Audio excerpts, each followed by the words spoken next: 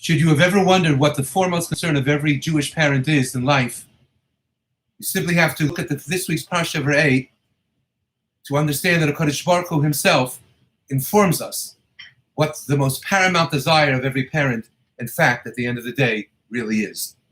Moshe Rabbeinu turns to Klal Yisrael and he explains that in HaKadosh Baruch Hu's eyes, we are the sanctified nation unto him, and we are chosen by Hashem Yisbarach as the treasured people. And therefore, appreciating that Bonim Atem L'Adonai Elohechem, that indeed we are the children of HaKadosh Baruch Hu, we therefore need to appreciate Losis Godedu, that we should never ever engage in something that is being prohibited here, nor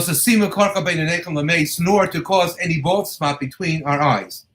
Rashi, citing the Sifrei, explains Losis Godedu means Lositnu Gedidov V'Seret B'Sarchem, that we are not permitted to gouge any kind of cuts within our bodies following the passing of a relative of ours. Because the Amorites used to in fact do so. They did so when they were in mourning for the passing of a beloved one, and they did so as well as others did in the service of Avodah Zarah. And why does the Kodesh Baruch Hu prohibit this? Because at the end of the day, we are HaKadosh Baruch Hu's children.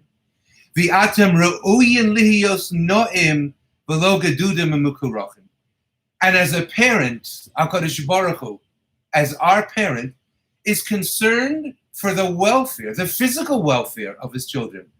And therefore, we are supposed to be known, we are supposed to present ourselves in physical form as being pleasant and not cut in all directions. HaKadosh Baruch Hu, the Almighty, is our Father. And as a father, nothing in life is more paramount, more significant, more desired than the physical welfare and well-being of a child. But wait a minute. Because the Gemara Yevamos tells us that Losis Godedu has another meaning as well. The Gemara Yevamos tells us Losis Godedu does not merely mean that we are not to make any lines, any cuts in our bodies, but Losis Godedu means Lo Se'osu Agudos Agudos. We are not permitted to make different groupings within our lives. Namely, we're not supposed to have a Beis Din in the city in which some paskin like Beis Shammai and some paskin like Beis Hillel.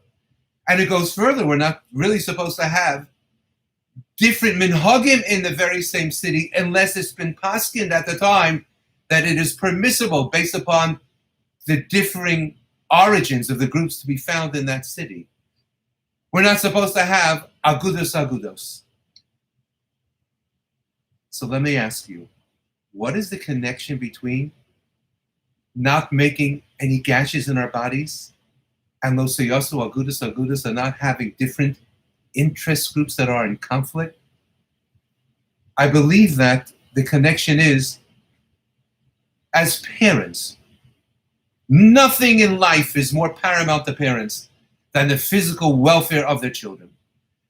As Avdei Hashem, of course, what is paramount is that our children should be a source of continuity for ourselves and our forebears, and going forward, giving over to their children and grandchildren in turn, the notion of all of us being servants of Hashem Yisbarach.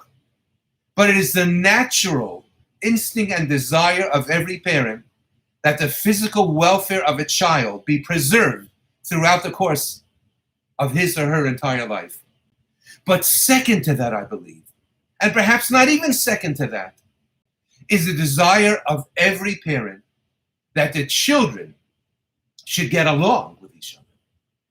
And every parent realizes that there will come a day when that parent will no longer be present in the lives of his or her children. And no parent wants a child to mourn for him or her more than the Yud Beis Chodesh, more than the 12 months of Avelis.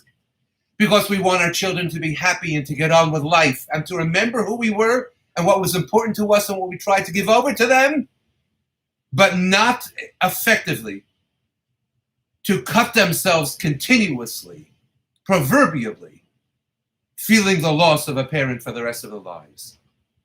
But at the same time, We want our children to understand that no less important to us, no less important to their physical welfare, is the sense of achdus, of oneness to be preserved between the children that we leave behind, between our sons and our daughters.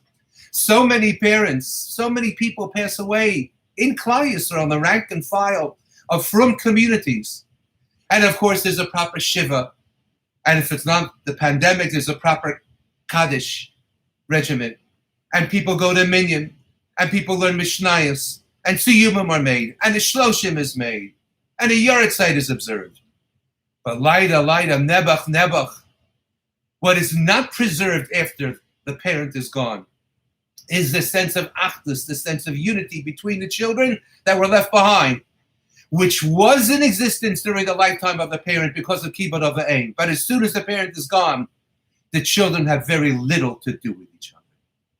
Banim atem l'Adonai Elohechem, says Moshe Rabbeinu to Klal Yisrael, understand that we are the children of God, and therefore Lo Siskodedu, paramount to his concern is our well-being and our physical well-being. But secondary to that, if not equal to that, is Lo Siskodedu, as Gemara Yevamos explains, Lo Seyasu Agudos. See to it that Hine Matovu Manoim Sheves Achim Gam Yachad, that there need be a continuity of Klal Yisrael with a sense of fraternity, a sense of unity, a sense of oneness between all of our sons and our daughters. That is the foremost concern of every parent. Have a wonderful Shabbos.